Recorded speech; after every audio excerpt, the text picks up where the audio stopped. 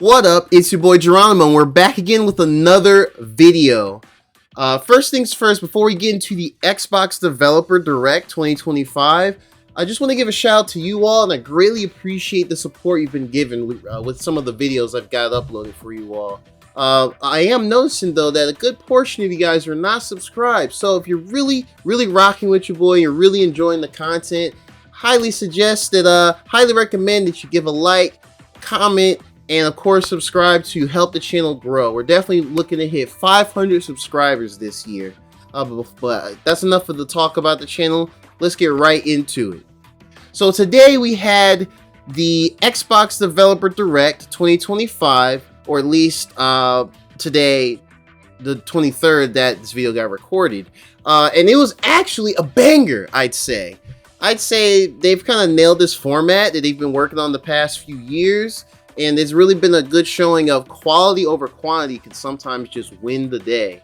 So first things first, we start out with the opening of the secret game that they teased.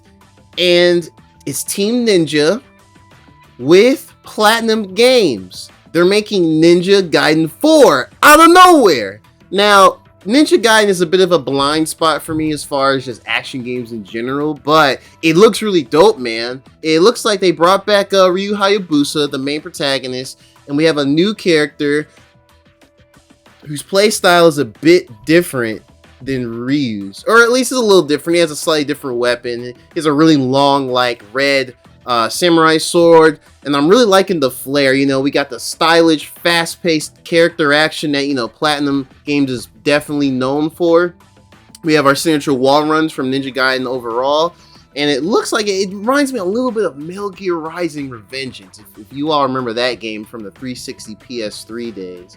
You know, memes, DNA of the soul, of course, but it's looking awesome, man. Like, it's been a long time since Ninja Gaiden got a new game, period, at least from the 3D games. So, and it makes sense for Xbox to secure it as well, at least for, like, publishing wise, because pretty much these games have kind of started on the original Xbox, right? And, you know, they're all backward compatible up to the current Xbox Series console. So it looks like they are getting a new game out. It looks really awesome. I'm definitely interested in checking it out for sure. And it's got a fall 2025 release. But that's not all. We also got the surprise of, I'm not sure if it's a remaster or a remake. I think it's like a remake because it's an Unreal Engine 5. But they also had a new version of Ninja Gaiden 2 called Ninja Gaiden Black. Now I know that they've done like Ninja Gaiden Sigma 2, which is like a censored different version of that full game, and I know the hardcore fans, they're not too fond of that one because apparently they changed the blood to like purple and, you know, censor certain things. I think more of the action wise, like with all the blood, they censored that. But yeah, that also looks great, and it was shadow drop today, so it's actually out now on, I think, everything except for Nintendo Switch, of course. But yeah, it looks great. I'm definitely gonna check that out because, again, Ninja Gaiden's a blind spot for me, so I've never really played it like that, but I'm definitely eager to check it out and, you know, kind of wet the whistle, get ready for the 4th game coming out this fall. So that's pretty dope. Of course, after that, we went straight into South of Midnight by Compulsion Games. They're working on this American South, like Dirty South inspired, like, gothic action adventure game. And this is probably the best showing that we've gotten so far. It's got a really stylized art direction. It's kind of got that Into the Spider-Verse low frame rate type of look, which, you know, I feel like that's kind of popularized it in general, and we have seen a couple other games with this type of thing, kind of like Hi-Fi Rush in some aspects, and of course even the recent Spider-Man games by Insomniac, we have the slow-mo in those as well. But yeah, it looks great, man. This was a bit more of a story-focused trailer, which we've gotten some bits of that in their latest documentary, which I definitely suggest you check out. It's very good, especially if you're interested in the game.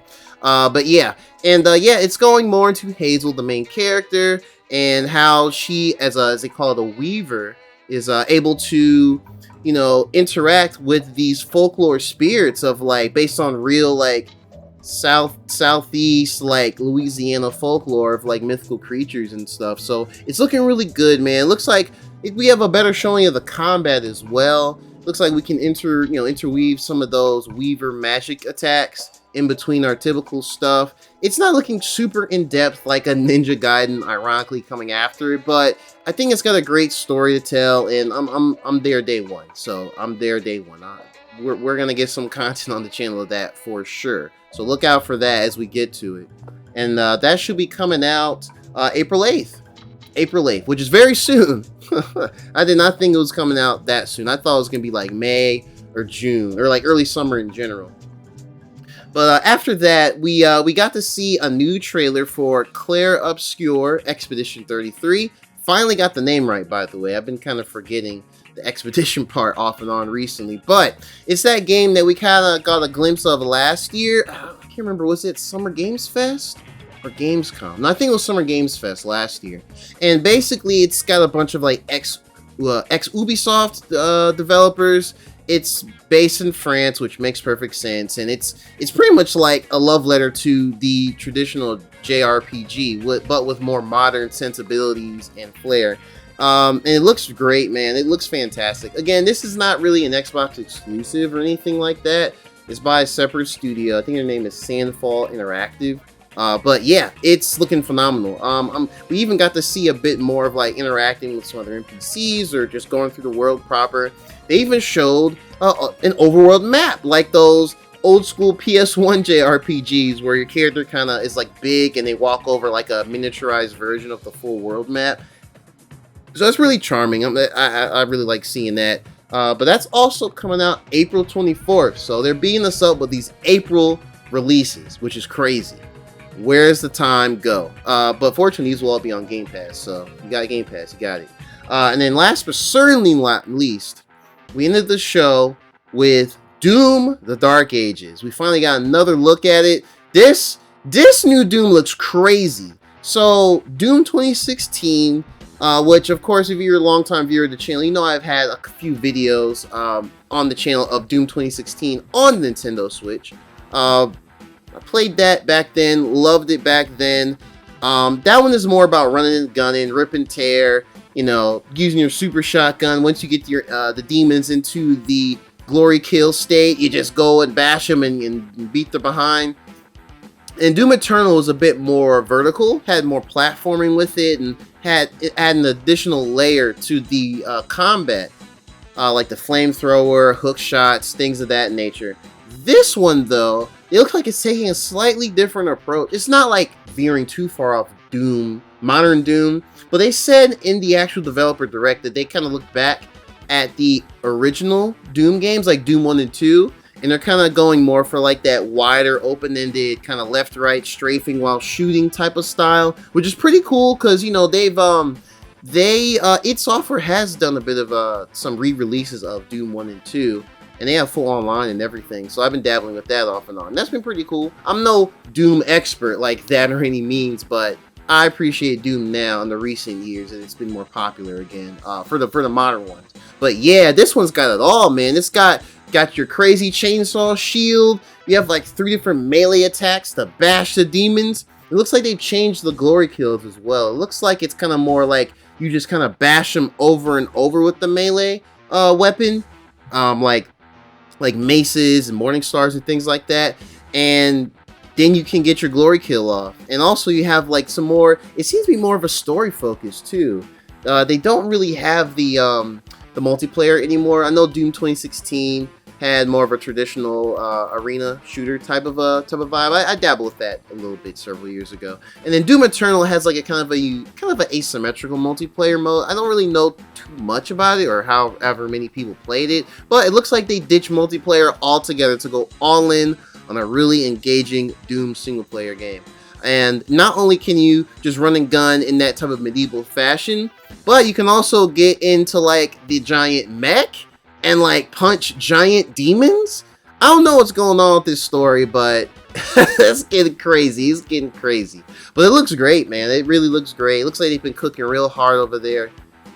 We got the release date, May 15th, 2025. So we pretty much have the next 2-3 months like down packed as far as like from the Xbox side. But yeah, the developer direct I think was really good. Probably my favorite out of all the ones that they've done in recent years, or really the past few years.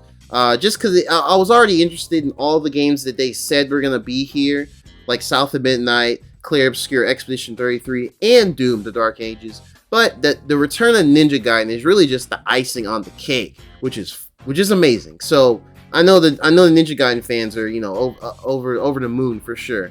So yeah, it's been looking really good, y'all. Like I think Xbox is gonna start out pretty strong this year. First half at least. Of course, we have to kind of wait on some other things like Fable, the rumored Elder Scrolls Oblivion remake, which is, if you've been around the rumor mills, you know that they've been working on that for at least 2-3 years now. So I don't know who's working on it, but it seemingly does exist. So if it does truly exist, we'll probably see it. I'm predicting Summer Games Fest this year, if not Gamescom in August. But yeah, other than that, I think Xbox has got a good strong showing these next few months. We got dates on a lot of games. They're pretty soon. Which is great. We don't have too many vague ones outside of Ninja Gaiden 4 having the fall 2025. But yeah, also Ninja Gaiden 4 and Ninja Gaiden 2 Black. Those are going to like Steam and PlayStation 5 as well. So even though it's the Xbox show, they are going there as well. So you should have your preferred platform to play on. But yeah, that's pretty much it. Xbox Developer Direct 2025, another one in the bag. If you liked pretty much what we talked about here, again, feel free to like, comment, and subscribe. If you watched it, what did you like about it? Were there any games that you were looking for that didn't pop up? Or did you really enjoy what they showed and you ready to get your Game Pass on? Are you ready to drop the money and just hop in there starting in April? Let me know in the comments below. But other than that, thanks for watching. And of course, again, like, comment, subscribe. If you want to check out my last video from this one, where I talk about some of the game's media and their thoughts and takes of the Nintendo Switch 2 reveal, you can check out the video on the top right here. But yeah, other than that, have a good one. Peace out.